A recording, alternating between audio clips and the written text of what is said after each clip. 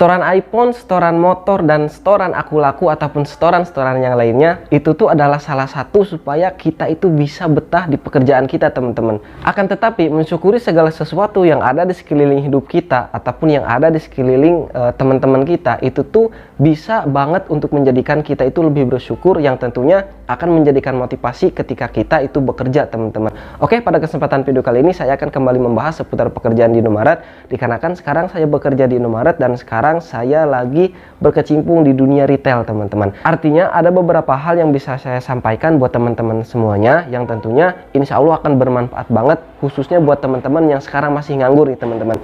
Oke, motivasi kerja itu sangat dibutuhkan ketika kita kerja dimanapun, teman-teman. Tentunya setiap orang itu memiliki motivasi yang berbeda-beda, dan setiap orang bisa mendapatkan motivasi dari berbagai tempat dan dari berbagai pengalamannya masing-masing.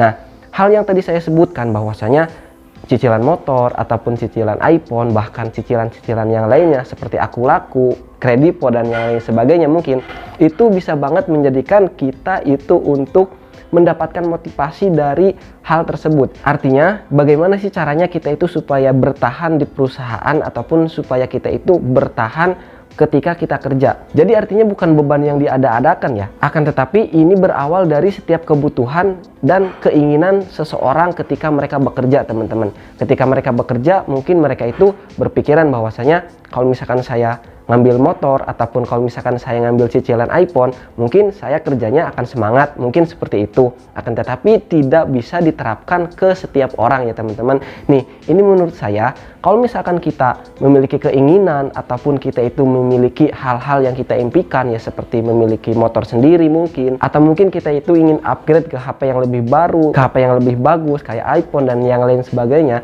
mungkin itu tuh bisa banget buat teman-teman semuanya yang memang pikirannya seperti itu ketika bekerja, teman-teman. Dan jadiin motivasi aja, teman-teman. Kalau misalkan kita punya cicilan ataupun kita punya tagihan, ya mungkin kita tidak akan kerja seenaknya ataupun kita tidak akan resign sebelum kita itu melunasi hutang-hutang ataupun cicilan tersebut, teman-teman. Akan tetapi menurut saya pribadi, alangkah lebih baiknya kalau misalkan kita memiliki keinginan ataupun impian-impian hal-hal seperti tadi, kalau misalkan kita itu punya pemasukan, lebih baik kita tabungkan terlebih dahulu. Nah, kalau misalkan sudah mencukupi, baru kita beli, teman-teman. Akan tetapi ini semua tidak bisa diterapkan di setiap orang dan setiap personal ya, teman-teman, dikarenakan latar belakang setiap orang itu berbeda-beda, latar belakang ekonomi setiap orang itu berbeda-beda. Ya seperti halnya saya, mungkin ada juga nih beberapa hal yang saya sebutkan tadi, dikarenakan saya misalkan tidak punya kendaraan untuk kerja tersebut, tidak punya kendaraan untuk pulang pergi ketika bekerja dan yang lain sebagainya, teman-teman. Jadi intinya mau nyicil ataupun langsung lunas ataupun gimana pun caranya, itu tuh adalah hak bagi segala bangsa. Artinya teman-teman,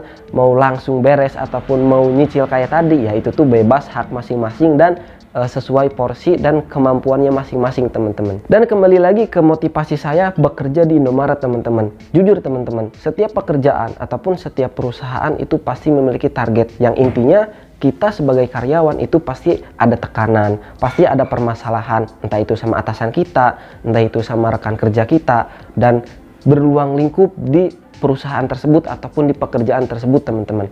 Akan tetapi kalau misalkan kita ngeluh ataupun kalau misalkan kita sadari ternyata lelah kita, capek kita, bahkan kerepotan-kerepotan yang kita alami di pekerjaan kita, itu tuh adalah impian bagi orang-orang di luaran sana yang belum dan tidak memiliki pekerjaan, teman-teman. Loh kak, itu mah kan salah mereka nganggur. Ingat teman-teman, zaman ini, pada saat ini mencari kerja itu susah banget, teman-teman. Jadi buat kita, supaya kita itu mendapatkan motivasi dari diri kita sendiri, caranya yaitu mensyukuri apa yang sedang kita jalani saat ini, teman-teman. Misalkan kita itu sekarang capek di pekerjaan, misalkan kita itu sekarang mendapatkan sebuah masalah di pekerjaan. Nah, kalau misalkan kita sadari, teman-teman, capek kita dan hal-hal yang tadi saya sebutkan itu tuh adalah sebuah impian bagi orang-orang yang masih nganggur di sana. Maka dari itu, ini bisa kita jadikan sebuah motivasi bagi kita masing-masing ya. Kalau misalkan kita ngelihat ke belakang, kalau misalkan kita menyadari kondisi kita itu adalah impian bagi mereka yang masih belum mendapatkan pekerjaan, teman-teman. Akan tetapi jangan merasa yang nganggur itu saya dukung ya. Artinya buat kalian yang sekarang masih nyari kerja, artinya masih nganggur, sok semangat buat nyari kerjaan, semangat buat nyari cuan, dan supaya bisa keluar dari zona masalah teman-teman. Sekarang akan saya bahas bahwasanya bagi kita yang sekarang ada masalah ataupun ada tekanan di sebuah pekerjaan, kita itu masih ada di dalam zona aman teman-teman. Kenapa saya katakan zona aman?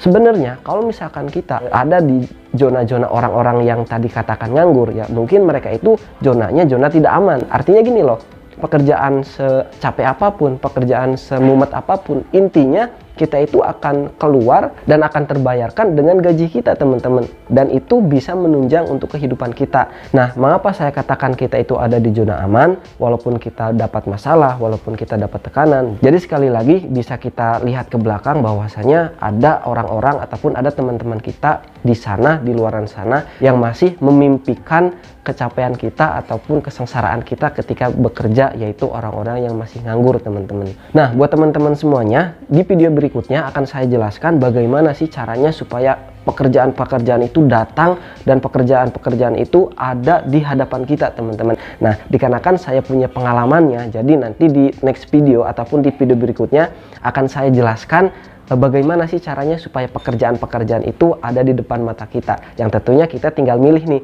mau kerja di sini, mau kerja di situ. Nah, itu gampang banget kan. Nah, maka dari itu jangan lupa like, komen, dan subscribe supaya nanti ketika videonya itu meluncur dan videonya tayang, kalian tinggal nonton dan kalian tinggal ikuti tips dan triknya ya teman-teman. Mungkin hanya sekian yang bisa saya sampaikan pada kesempatan video kali ini.